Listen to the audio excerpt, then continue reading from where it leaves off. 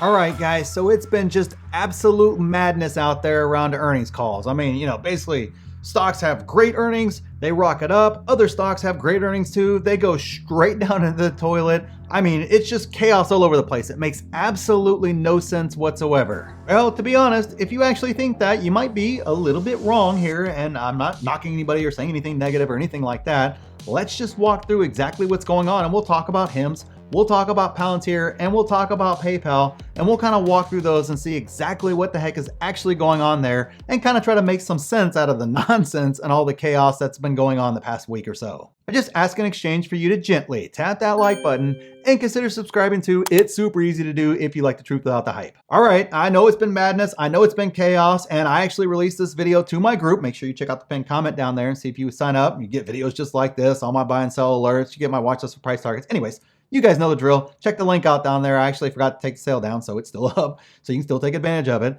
But the point is, I released this video to my group to kind of work through all the different scenarios with those specific earnings in general, because there was just so much chaos around it. The movements didn't make sense. People were really frustrated, really upset, and wondering what to do, wondering exactly what the heck is going on. So we kind of walked through exactly why those things were happening with those individual stocks and kind of showed exactly why they were, what was the same, what was different, and what was really going on underneath the surface there. So that way they kind of move forward. And just with everything else going on, I just felt like it would really be value added for you guys out there to see this video too. So I decided I'd, clip it up a little bit, shorten it up a little bit, and try to make it a little better for you guys. And, basically give you guys the gist of the information there so that way you guys had it here too. All right, guys, so as promised, let's talk about the earnings madness that kind of went down the past couple of days here, kind of work through all the concepts. We'll talk about some individual stocks, not specifics with the earnings call. We'll talk some specifics about the earnings call, but generally in regards to just trying to understand the movements a little bit more and trying to piece the whole thing together. And so let me just kind of start off with, you guys know my initial thoughts. Stocks are never more manipulated. They're never more wild. Things never make more sense than around earnings. That's why I buy around earnings when it just hits my price target. I don't worry about, I think earnings, it's going to go up, so I'm going to buy this. Or I thought it was going to go down, so I'm going to do this, I'm going to sell. Whatever the case is, I don't do any of those games. I don't play any of those games. I have no desire to. I have a general feel for where they're going at times. However, it's not accurate that often, okay, I'm right, maybe 50% of the time, maybe 60%, maybe I'm a little bit better than 50-50. That's useless as an investor. And to me, it's useless to worry about all these sort of things as a long-term buy and hold investor. It's absolutely useless for me to worry about. I don't care. When earnings come out, the only thing I care about is the company's performance, not Wall Street's reaction to that performance or the stock price movement around the earnings. Earnings for a long-term buy and hold investor, what matters is the company's performance. What's in the numbers? What is management saying on the earnings call? What guidance are they putting out? All those sort of things are infinitely more important than what happens to the stock price and what does Wall Street think and what did they do shortly after the numbers were released. All that sort of stuff is traders playing trader games, and I'm not a trader. I'm a long-term buy and hold investor. So it's completely irrelevant. All I'm focused on, that's fun to me. It's just fun to see it go up or down. Obviously, it goes up, you make a lot of money. If it goes down, I'm like, ooh, opportunity here. Can't wait to dig into this and see what we got. So two vastly different ways of viewing it. So if you really want to understand the movement of the stock afterwards, one, you're a long-term buy to hold investor, hopefully like me. So for you, this really isn't much of a concern, but I understand sometimes you feel concerned, especially when, the media starts saying one thing, YouTubers get on there and they're either, they're bullish one earnings call, they're down on the stock the next earnings call, not necessarily based on what's in the earnings nearly as much as it is how Wall Street reacts to it. So I understand a lot of angst out there amongst you guys. And so I kind of wanted to explain the movements of the stocks themselves, why behind it, and more importantly, just so that way you have an understanding, not so you can trade it, not so you can kind of see the goods and the bads and kind of understand the movement behind it. And so that way you can accurately assess what you need to do as a long-term buy and hold investor. So the first thing you have to do is you have to take off your long-term buy and hold investor hat and you have to put your trader hat on, okay? That's the first thing you have to do to understand Wall Street's movements on stocks after earnings. Put your trading hat on, which means everything we talk about on this channel is kind of useless for this discussion. Not all of it, but a good chunk of it's useless for this discussion here. So put your trading hat on. And the first thing you must realize as a trader is you do not care about fundamentals at all.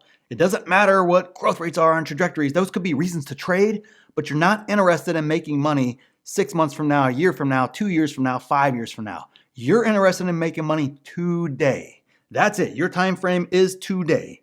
That's it. So immediately when you're looking at earnings, you're not looking for, ooh, was this great for them long term or not? Man, does this really, send them on a great path? Is this good news, that they're going to turn profitable by the end of this year?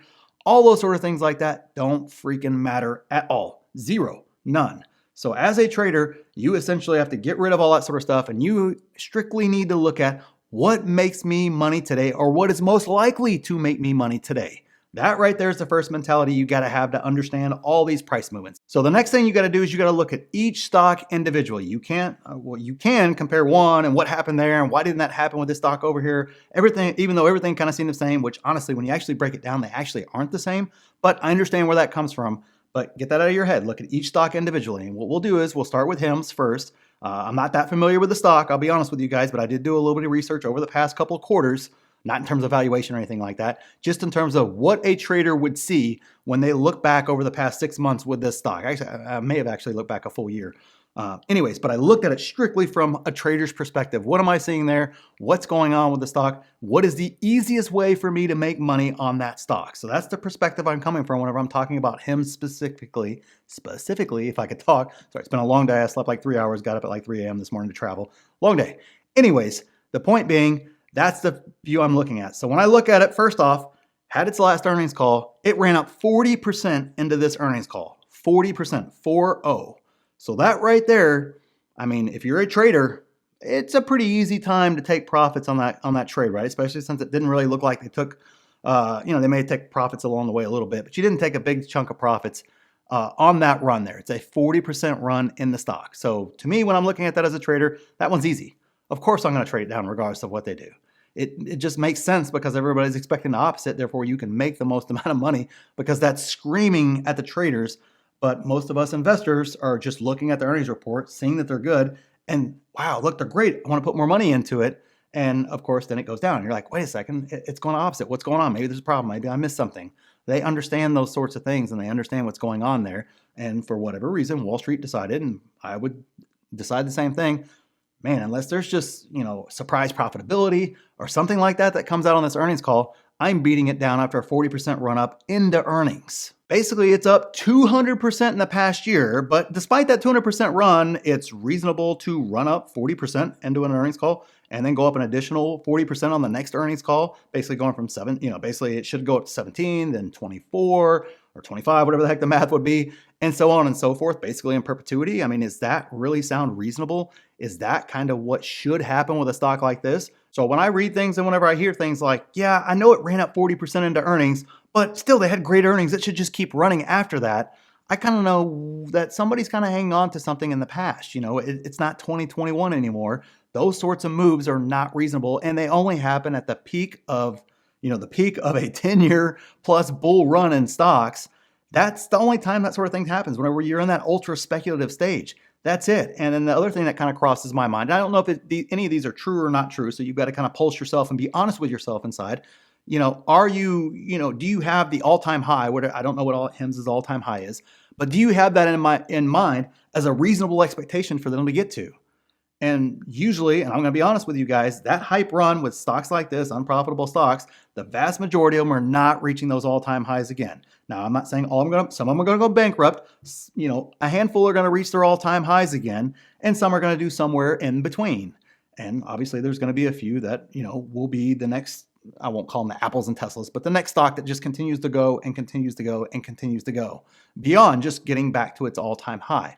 All those time frames for all those things, getting back to your all-time high, being that next, Tesla or Apple or Microsoft or just then a really great company moving forward, that's going to take years, if not decades, for that to play out. The idea that you're going to get a 200% return in a year and expecting a 200% return next year and another 200% return, that's kind of what you're asking for whenever you're hearing things like that. So a lot of times it just triggers in my mind, are we remembering what it was at all-time high and we think it should be back at that number again, or it should be close, or that's reasonable?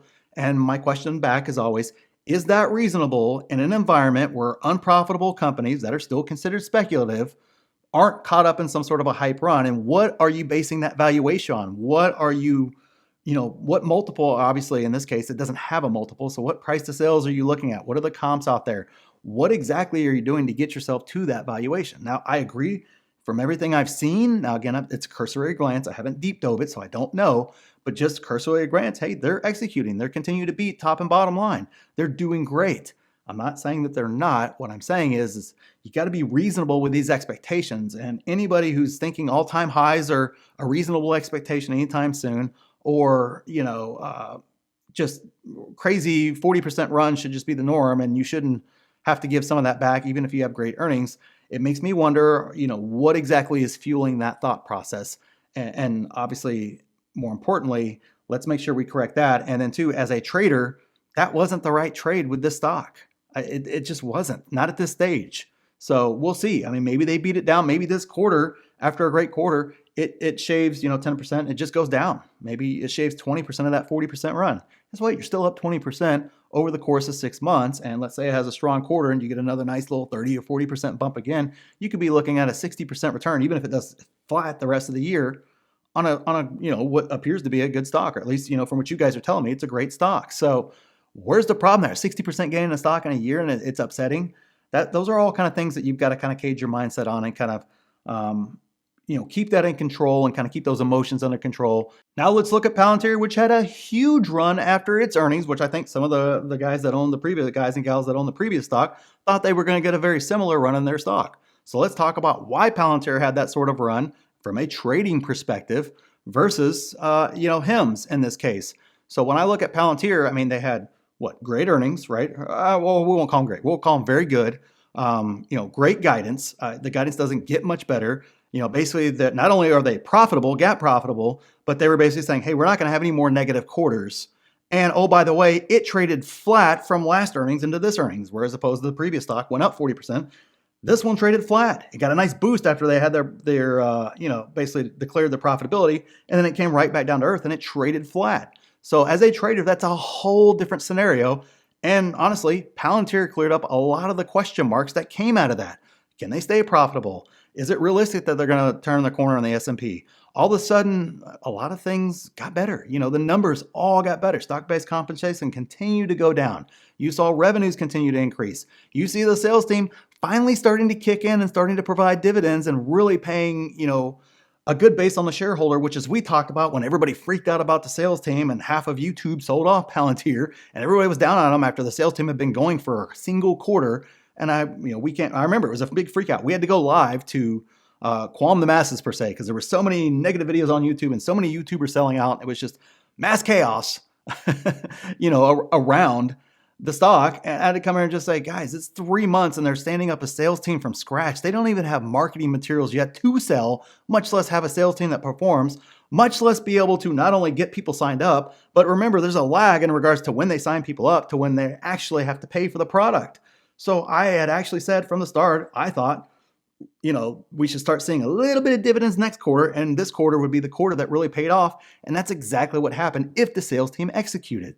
So it delivered on every step and cleared up not all the long-term questions, but a lot of the questions in regards to owning the stock. So immediately the traders, hey, this right here is the stock to go to, because they need to get as much out of it as they can before people have to start buying for the S&P. Of course, now you're going to have funds that are going to start stepping in and start trying to build those positions a little bit ahead of time. All those sort of things are happening. That all worked to push Palantir up, even though it seemed to be a very similar situation to HIMS. It's actually not the same situation at all. Those two earnings in the context of a trader couldn't be any different. And honestly, as a long-term investor, they couldn't be any different. Now, they were both positive. Don't get me wrong. I'm not saying I would buy this one and not that one. But the movements on both, to me, made sense from both perspectives. But I hear you guys now, what about PayPal? I mean, they had a double beat. They increased their guidance. They traded down coming into this earnings call. How come they're not getting the same bump that Palantir got? That's all very true, but I would say the situation is very different. And the first reason is because the sector is out of favor in general. And also, take that, its other kind of big, I won't call it competitor. I guess it kind of is a competitor. The other big, person in the space, Square, is having issues right now, and that's obviously going to bleed over. So you got a sector that's out of favor, and you have a competitor that's very closely related having issues with the stock. Oh, and additionally, they basically said, hey, profitability, although it's not going negative or anything like that, it's getting smaller. The margins are slimming a little bit. Not crazy, not massive, but in this sort of environment, that right there is almost, even though on the surface they seem the same as Palantir, that's a very different scenario than Palantir. And oh, by the way, Palantir is also AI, which is of course all the rage right now too. So, it's not like, PayPal, the sector that they're in is not all the rage. It's actually in the doghouse. They said, profitability is going to decrease a bit. And oh, by the way, it's already in the S&P. There is no buying catalyst like that. I don't consider news catalyst. You guys hear me talk about that with Tesla all the time, that, such and such beta is coming out. That should add at $50 a stock. Like, what? Who freaking cares? It's beta. Talk to me whenever it's approved and done. Otherwise, that's just us talking, us fans of the stock and us that want to see Tesla do well, getting excited about this. I'm not saying they're not exciting. It doesn't add anything to the valuation whatsoever of a stock. So yes, PayPal's beaten down, just like Palantir was. There's some similarities, but there's some major differences between the two. And no, do I think a 12% beat down, or I don't even know what it ended at today. But do I think that beat down is justified for PayPal? Absolutely not. That's why I bought. I was like, I'll buy. If they want to beat it up again tomorrow, I'm going to buy it again tomorrow. This, to me, is just one of those deals. You have to be patient with the stock. We can talk about fair, unfair all day long, but when I look at PayPal right now, it just makes sense why a trader would want to trade it right now. And obviously, me as a long-term buy hold investor, I'm good with buying it. There was nothing in there that concerned me. However, I absolutely see why traders traded away from that. Why would you put your money there when there's other things that are red hot and other sectors that are red hot and a lot less question marks? At some point in time, PayPal will get their run, but it may not be until later. In the end, guys, you have to view all these movements that go against your stocks as opportunities. Remember, people were upset Palantir got its bump after hitting profitability, and then people were upset it got beaten down. So you got 3 months, almost 3 months to buy the stock beaten down again when you kind of had a preview of what was going to happen there. That was a gift. You basically think about it. You've had, I don't know, maybe 9-month period of being able to buy Palantir in the 6s and 7s. Yeah, it occasionally pops up, but then it would come right back down to earth. So that's a ton of time to build out a position in the stock. Same thing with PayPal. You've had almost a year now to buy PayPal at ridiculously low prices.